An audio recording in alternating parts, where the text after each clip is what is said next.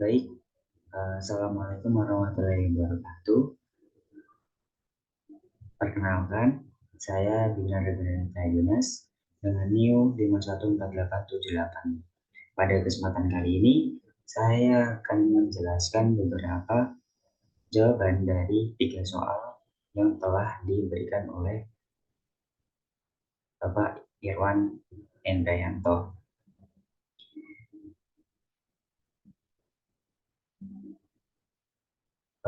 Video ini saya peruntukkan untuk tugas pengganti UTS Statistika Pertanian kelas B. Soal nomor 1. Buatlah satu contoh rancangan penelitian di bidang pertanian yang berbeda dari yang telah dibahas di kelas dan bukan contoh dari buku referensi. Lalu dari rancangan penelitian tersebut berisi tujuan penelitian dan data yang dikumpulkan. Untuk itu saya mengambil referensi dari beberapa jurnal dan beberapa pertemuan yang telah disampaikan oleh Bapak Irwan. Saya berpikir untuk meneliti pengaruh aplikasi komposisi media tanam berbasis limbah pertanian terhadap pertumbuhan dan produksi pisang. Tujuan untuk penelitian kali ini yaitu untuk mengevaluasi pengaruh penggunaan komposisi media tanam yang berbasis limbah pertanian seperti jerami dan sekam padi terhadap pertumbuhan vegetatif, produksi buah, dan kualitas buah pisang. Untuk data sendiri, waktu pengumpulan data yaitu cross-section, jenis sumber metode pengumpulan data yaitu primer, karena kami melakukan penelitian dan dapat dilakukan pengumpulan data. Selanjutnya untuk sifat dari datanya tersebut yaitu kuantitatif. Oke, data yang diambil yaitu ada tinggi tanaman pisang, jumlah daun per tanaman, diameter batang tanaman pisang, jumlah buah pisang per tanaman, bobot buah pisang per tanaman, panjang buah pisang, diameter buah pisang, kandungan gula dalam buah pisang, kandungan vitamin dalam buah pisang, serta kandungan mineral dalam buah pisang.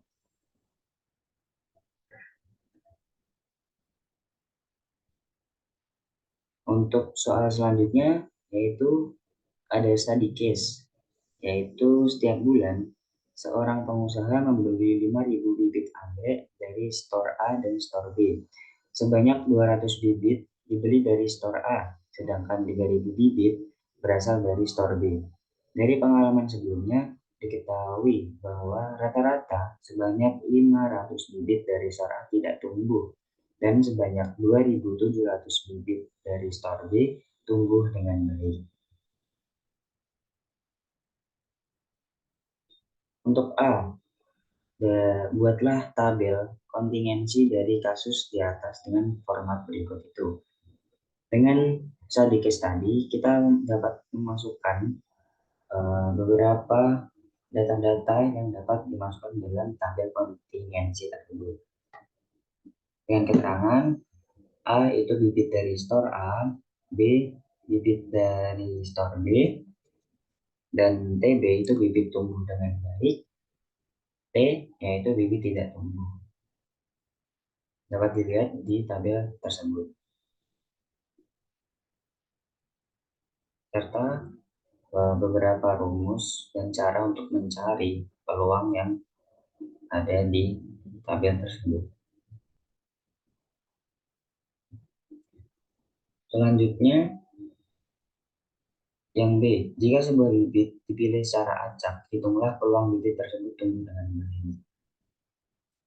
Jadi, dari perhitungan tersebut, 4.200 dibagi 5.000 yaitu 0,84. Jadi, peluang bahwa bibit yang dibeli oleh petani dapat tumbuh dengan baik adalah 0,84. Jika seorang petani membeli 100 bibit di store manapun, maka terdapat peluang 84 bibit tumbuh dengan baik serta 16 dari 100 bibit tidak tumbuh.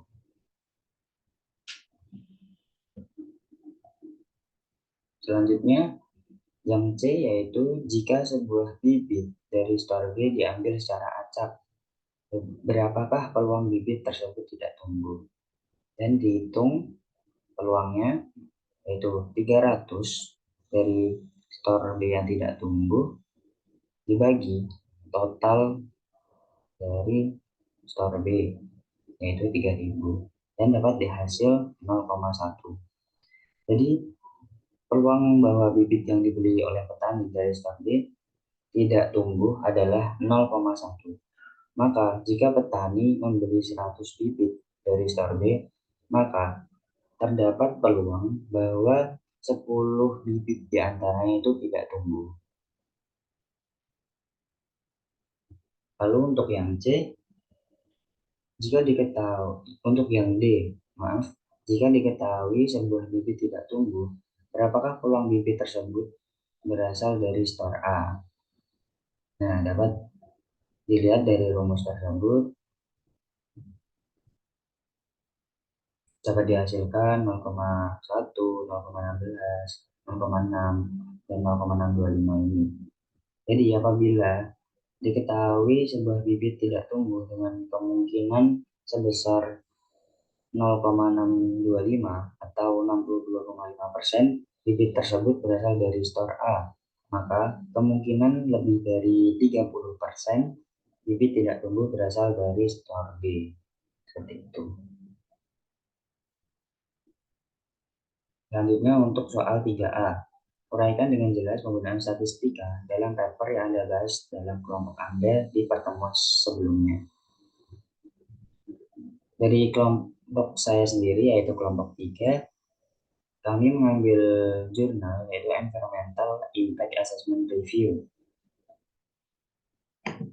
Tujuan dari penelitian ini untuk menekankan perlunya strategi spesifik wilayah rendah karbon dari pertanian untuk mengoptimalkan dan mengatur penggunaan pupuk kimia untuk mencapai tujuan pengurangan emisi, serta untuk membuat kebijakan yang komprehensif mempertimbangkan variasi regional dan interaksi kompleks antar faktor ekonomi, pertanian, dan lingkungan. Pada tabel 1 yang tertera pada PPT tersebut, jenis data itu adalah jenis data kuantitatif. Alasan pengumpulan data untuk mengetahui sumber karbon dan koefisien emisi karbon di Cina. Untuk sumber data, tabel 1 ini mengambil sekunder karena diperoleh uh, dari sumber karbon dan koefisien emisi karbon pada tabel 1 ini dari berbagai sumber seperti IPCC 2013 dan lain sebagainya.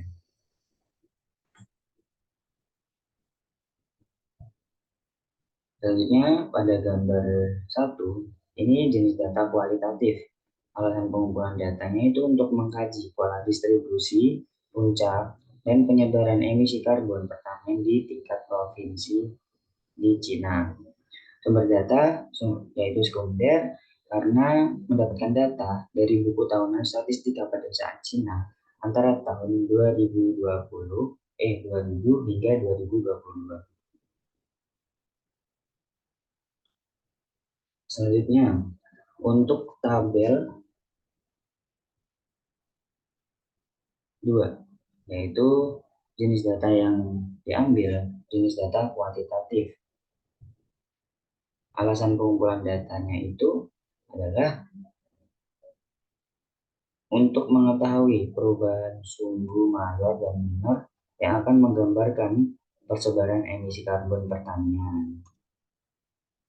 Untuk sumber data yaitu sekunder, penelitian ini didapatkan dari data buku tahunan statistika pedesaan tahun 2000 hingga 2022.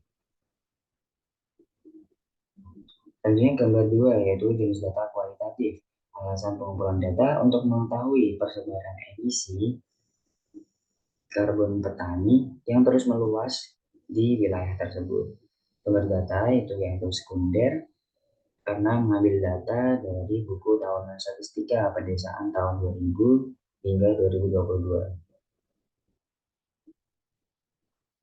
Pada tabel 3, jenis data itu kuantitatif, alasan pengumpulan data untuk mengetahui perbedaan emisi karbon pada sektor pertanian di waktu yang signifikan. Sumber data juga sekunder karena peneliti mendapatkan data dari buku tahunan statistika. Untuk gambar 3 yaitu jenis data kuantitatif. Alasan pengumpulan data untuk mengetahui perbedaan emisi karbon pada sektor pertanian di waktu yang signifikan. Untuk sumber data juga sama, sekunder, karena mendapatkan data dari buku statistika pedesaan sini. Pada tabel keempat, itu jenis data kuantitatif. Alasan pengumpulan data ini untuk mengetahui faktor-faktor individu terhadap emisi karbon pertanian. Sumber data juga sekunder karena mendapatkan data dari buku Statistika Pedesaan Cina tahun 2000 hingga 2022. Selanjutnya jenis pada gambar 4 ini jenis data yang kuantitatif juga. Alasan pengumpulan data untuk mengetahui faktor-faktor individu terhadap emisi karbon pertanian. Sumber data sekunder mendapatkan data dari buku tahunan statistika pedesaan Cina. Tabel yang terakhir yaitu tabel 5, jenis data itu kuantitatif kontinu. Alasan pengumpulan data itu untuk mengetahui interaksi antara faktor-faktor yang berkontribusi terhadap emisi karbon pertanian yang berdampak pada skala nasional maupun regional. Sumber data yaitu sekunder karena peneliti mendapatkan data dari buku tahunan Statistika Pedesaan Cina tahun 2000 hingga 2022. Gambar kelima, jenis data itu kuantitatif kontinu atau diagram batang seperti yang tertera di PPT tersebut. Alasan pengumpulan data ini untuk mengetahui interaksi antara faktor-faktor yang berkontribusi terhadap emisi karbon pertanian yang berdampak pada skala nasional dan regional. Sumber data yaitu sekunder, peneliti mengambil data dari buku tahunan Statistika Pedesaan Cina. Kesimpulan dari hasil jurnal ini menekankan bahwa penanganan emisi di sektor pertanian merupakan tantangan yang kompleks yang dibentuk oleh kesenjangan regional, faktor-faktor unik yang berkontribusi, dan keseimbangan antara pertumbuhan ekonomi yang berkelanjutan, serta menggarisbawahi perlunya strategi spesifik di wilayah dan peraturan yang tepat untuk mengoptimalkan faktor-faktor seperti penggunaan pupuk kimia, mendorong efisiensi energi, dan memfasilitasi transisi yang mulus menuju masa depan pertanian rendah karbon, serta dapat mewujudkan pertanian yang berkelanjutan. Selanjutnya yaitu soal 3B, yaitu reflective assessment. Tuliskan peningkatan pengetahuan dan keterampilan saya sendiri setelah mempelajari materi statistika pertanian sampai saat UTS ini. Yang pertama, yang saya dapat yaitu pemahaman tentang konsep statis. Saya menjadi lebih memahami konsep dasar statistika, termasuk pengertian tentang populasi dan sampel, parameter dan estimasi, serta teknik-teknik analisis data yang baik untuk pengumpulan data, serta dalam uh, penelitian dalam sektor pertanian. Yang kedua, yaitu penggunaan teknik analisis data. Saya belajar mengenai berbagai teknik analisis data yang relevan dalam konteks pertanian, seperti uji hipotesis, analisis seragam, uji korelasi. Hal ini memungkinkan saya untuk melakukan interpretasi data dengan lebih baik dan memperoleh kesimpulan yang sejelas-jelasnya yang kuat dari hasil penelitian yang sedang kami lakukan. Yang ketiga yaitu eh, mengerti apa itu pemilihan metode sampling yang tepat. Saya dapat memahami pentingnya pemilihan metode untuk penelitian yang tepat untuk memastikan representasi yang akurat dari populasi yang diteliti. Selain itu, saya juga belajar mengenai berbagai metode sampling yang digunakan dalam sektor pertanian, seperti random sampling, stratified sampling, dan systematic sampling. Dan yang terakhir, saya dapat menginterpretasi hasil analisis statistik.